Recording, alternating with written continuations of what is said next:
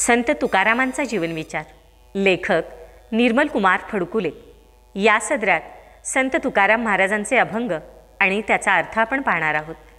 अभंग आहे, शूद्र वंशी जन्मलो म्हणून दंभे मोकलिलो, अरे तूची माझा माता माय बाप पंढरीनाथा, घोकाया अक्षर मज नाही अधिकार, सर्व भावे दिन तुका म्हणे यातीहीन। संत कबीरांचं एक वचन आहे, जाती न पूछो साधू की पूछ लीजिए ज्ञान, मोल करो तलवार का पडा रहने दो म्यान। साधू पुरुषाची जात कोणती आणि वंश कोणता असली निरर्थक चिकित्सा करू नये। साधू संतांचं ज्ञान आणि तपस्या पाहावी। पण काही लोक तलवारीचं मोल करण्याऐवजी म्यान किती सुरेख आहे याचाच विचार करतात। खरं तर संतांचीच काय, पण सामान्य माणसाची सुद्धा जात लक्षात घेण्याचं कारण नाही। जात हा मनुष्याच्या योग्यतेचा निकष असू शकत नाही। पण दुर्दैवाची गोष्ट अशी की कुळ, जाती, वर्ण यांची चौकट आजही अभेद्य राहिलेली दिसते। ज्ञान आणि कर्तृत्व यांच्या कसोटीवरच माणसाची गुणवत्ता तपासून घेतली पाहिजे। जात आणि वंश हे विषय निरर्थक आहेत, पण याच घटकांना शतकानुशतकं हजारो वर्ष महत्त्व देण्याची तर्कदुष्ट प्रथा आपल्या भारतीय जीवन पद्धतीत खोलवर शिरून बसली आहे। इथं ज्ञानेश्वरालाही जात विचारली गेली, नामदेवालाही जाती व्यवस्थेत कनिष्ठ स्थान मिळालं। चोखामेळा, गोरा कुंभार, सावतामाळी या सर्वांना साखळ दंडांनी बांधून ठेवण्यात आलं होतं। महात्मा फुले आणि डॉक्टर आंबेडकर यांच्याही कपाळावर जातीपातीचे अर्थशून्य शिक्के मारण्यात आले। व्यक्ती प्रेरणांची गळचेपी करणारी ही अशास्त्रीय व्यवस्था उखडून टाकली पाहिजे। माणूस हा त्याच्या माणुसकीवरून ओळखायचा असतो, कुळावरून नव्हे। हा विचार बुद्ध, महावीर, बसवेश्वर यांच्यासारख्या श्रेष्ठ विचारवंतांनी मांडला, पण त्यांच्याही अनुयायात जातीभेद निर्माण झालेले दिसतात। संत तुकाराम हे जाती व्यवस्थेचे एक बळी आहेत। त्यांच्या मनात आणि वर्तनात कसलीही भेदभावना नव्हती। ते सर्वांना समान लेखत होते, समतेचा उपदेश करत होते।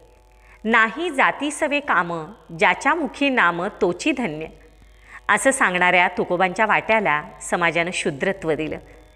आपण खालच्या जातीचे आहोत, आपल्याला वेद वाचण्याचा अधिकार नाही। हलक्या जातीत जन्मल्यामुळं आपण त्या अधिकाराला वंचित झालो हे दुःख त्यांना एखाद्या शल्ल्यासारखं खुपत होतं। वस्तुतः निष्कलंक चारित्र्य, विठ्ठलाविषयीची विशुद्ध भक्ती, मानवतेविषयी उदंड प्रेम, निस्वार्थ वृत्ती आणि ज्ञानाची उपासना हे गुण तुकारामांच्या ठायी अखंड नांदत होते। पण या महात्म्यालाही शूद्र म्हणून महत्त्व न देणारी एक अतिकर्मठ विचार परंपरा त्या काळात होती। तुकोबांनी आपल्या मनातलं दुःख अनेक अभंगातून व्यक्त केलं आहे। हा अभंगही त्या दुःखाचं दर्शन घडवू शकतं। ते म्हणतात, मी शूद्र वंशात जन्मलो म्हणून माझ्या ठिकाणी दांभिकता नाही। अरे पंढरीनाथा, तूच माझा मायबाप आहेस।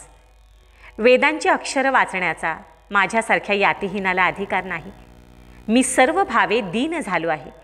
या उद्गारातली आर्तता हृदय पिळवटून टाकणारी आहे। यातीहीनतेचा उल्लेख तुकारामांनी अनेक वेळा केला आहे, कारण ते दुःख त्यांच्या आयुष्याला वेढा घालून बसलेलं होतं। पण यातीशूद्र असलेल्या तुकोबांनी आध्यात्मिक क्षेत्रात असामान्य अधिकार प्रस्थापित केला, इतका की तथाकथित उच्चवर्णीय देखील त्यांचं शिष्यत्व पत्करू लागले। ज्या रामेश्वर भट्टानं तुकोबांची निंदा केली होती आणि आपल्या वर्णश्रेष्ठत्वाचा टेंभा मिरवला होता, त्याला देखील ज्ञानसंपन्न तुकोबांचं शिष्यत्व पत्करावं लागलं।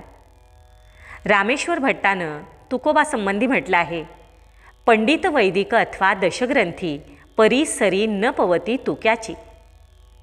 वेदसंपन्न पंडित किंवा दशग्रंथी विद्वान झाला तरी त्याची बरोबरी तुकारामांशी होऊ शकत नाही। पण तुकारामांसारख्या श्रेष्ठ व्यक्तीला जातीनं कुंठित करावं ही दारुण शोकांतिका आहे।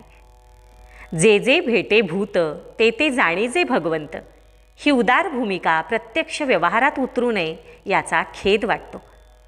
हा दुर्दैवी इतिहास घडून गेला। समतेचा नवा इतिहास आपण निर्माण करू शकतो। कोणत्याही रंगाचा, कोणत्याही कुळातला अथवा वंशातला माणूस असो, तो मुख्यतः खरं तर सर्वतः माणूस आहे हेच त्याच्या बाबतीतलं सत्य लक्षात घेतलं पाहिजे। जात आणि वर्ण ही केवळ टरफलं आहेत. फळाचा गाभा टाकून टरफलांचं स्तोम माजवण्याची ही जुनाट परंपरा आता टाकून दिली पाहिजे.